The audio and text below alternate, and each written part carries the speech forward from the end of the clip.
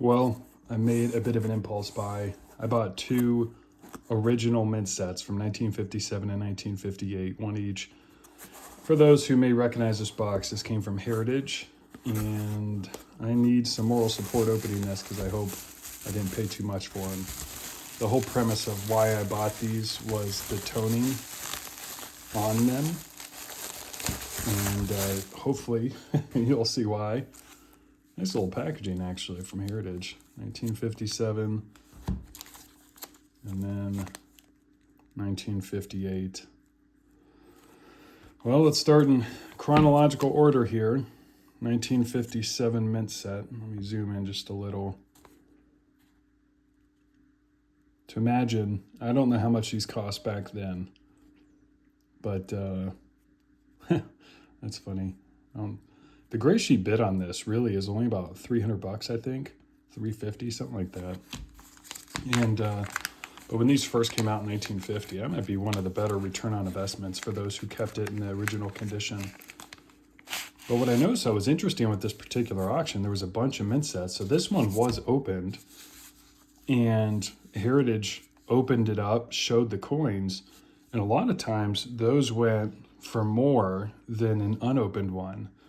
But there were also times where the open one, if the coins did not have nice toning, went for dramatically less. So it's kind of like the ones that were open that had ugly coins went for maybe even worse than gray sheet bid.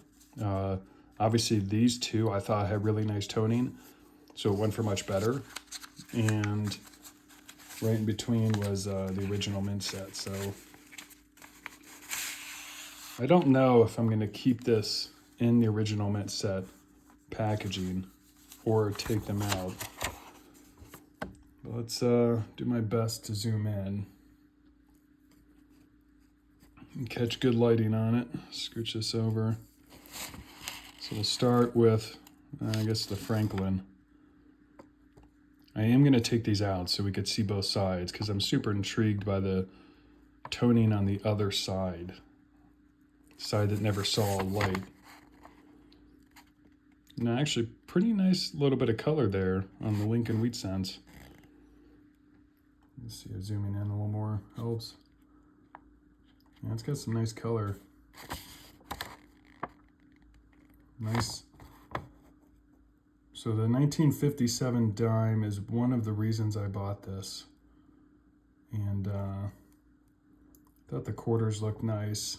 Now, for those who follow toned mint sets, I guess toned coins from $50 lower, you may notice that 57 and 58 always have nice toning.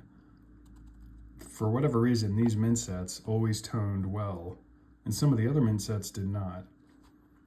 I can't explain why, so if you happen to know why, definitely leave that in the comments below. Just for kicks, let's see. Does not look like full step nickels. And then nice quarter. Let me see if, oh yeah, these are both face up. All right, that's the Denver side. And then going to the other side is the Philly side. That's concerning. Well, that's nice.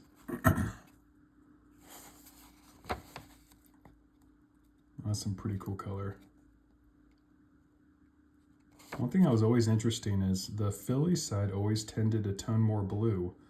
Now these were obviously together for the majority of their life, but for whatever reason the Phillies tended to tone more blue and the Denver tone more rainbow.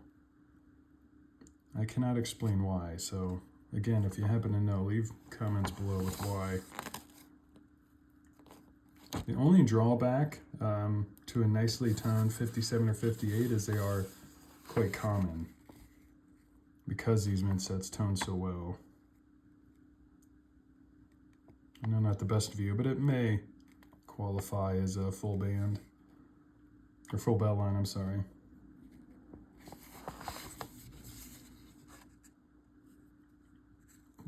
The dimes are certainly nice.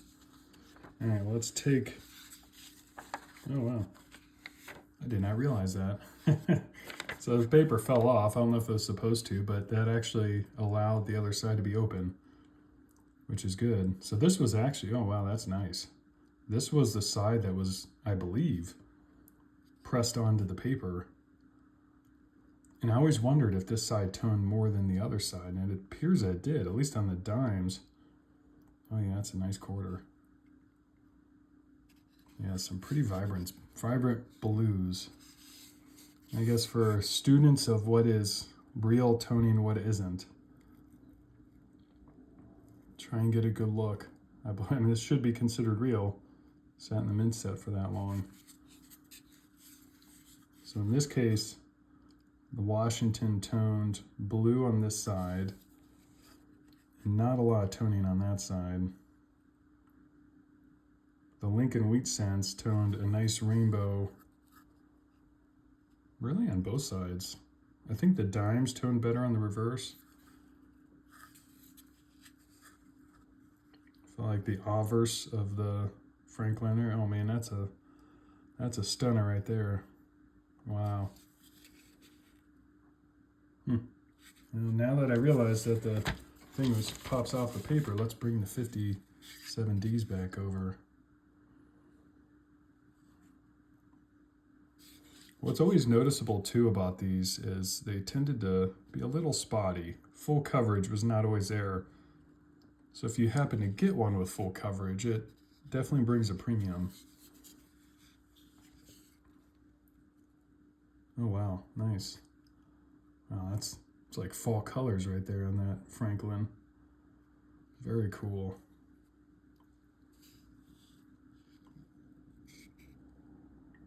Nice. Man, I am a sucker for toning. So probably, if you've watched any of my other videos, you'll know that. Not everybody loves toning. On ugly toners, I can see why. My view of it, though, is it makes a common coin uncommon. In other words, if you get this basic 57D Washington quarter, exceptionally common, but if you get really unique colors, then in a way it becomes uncommon. It's no different than my opinion of a, say, a Mint State 67 Plus on a common quarter, maybe 1 of 10 graded, so therefore it trades at a premium just because of the grade and the crazy people competing for the top sets. But in my opinion, the real competition should be just incredibly unique and amazing colors. So, all right, so actually the 58 I think is better. I'm quite pleased with that one. So I was a little nervous. This was one of those buys I did not tell my wife about, so hopefully she doesn't watch this. Good news is she doesn't, because she thinks I'm nuts collecting coins. All right, on to the 58. Again, this one was opened, and because of that, they showed the coins in photo, or at least showed on only one side of the coins. The Imagination was the other side. Oh, that's interesting. 57 is pink, 58 is like this green. All right. No, it fell out. Shoot. Now this one is the Philly side.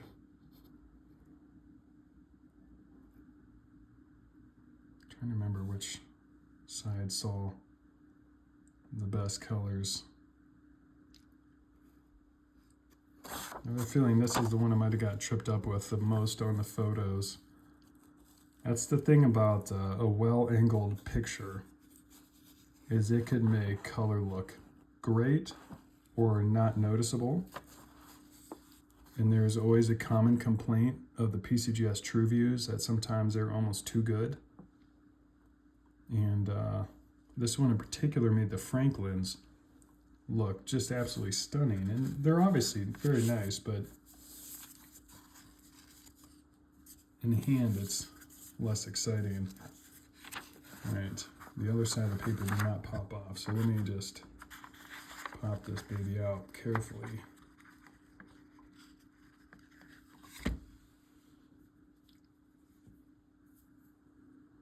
Yeah, so this is a common look for mint set. One side is kind of a brownish. I don't know if you want to consider that crusty. The other side has a little bit more color to it. Oh, you know what? This is the 58D. Oh, thank goodness. All right. Pardon me for missing the mint mark there. I'm sure many of you noticed that. So this is the one that I paid up for on the Franklins. So, all right, yeah, that's pretty cool. These just have such a unique look to them. Same with the quarters. Man, look at that. Wow. You know what I noticed is interesting is the paper on the other side did not come off on these, whereas it did come off on the others. And the 57 toned really good on both sides. I'll see on this one if it toned equally as good on both sides. Man, you know, I know nobody loves Roosevelts, but boy, do they tone nicely sometimes. Let me carefully take this out.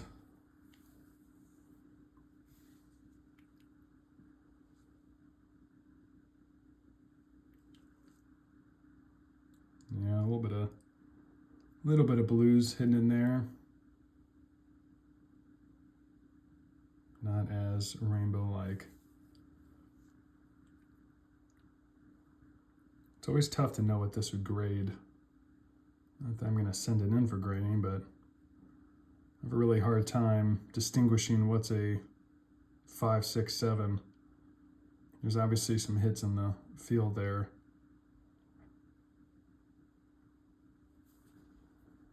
This is one of those moments where I actually think Heritage did too good of a job taking pictures. Boy, this quarter, holy schmoles. Wow. This one I don't think was photographed well enough. Wow. This might be the Quiet All-Star. See on the other side. And kind of your standard mint set toning on the other side. A little bit less of a wow factor, but geez, nice. Let me very carefully put that one back and get this 58 Franklin out. Yeah, this was the one that sucked me in the most.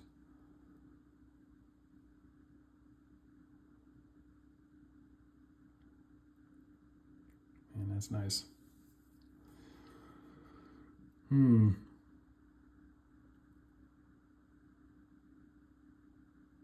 That's pretty cool. Well, if you stuck along this long, I appreciate it. Hopefully you don't tell my wife what I paid for these. Take care, everybody.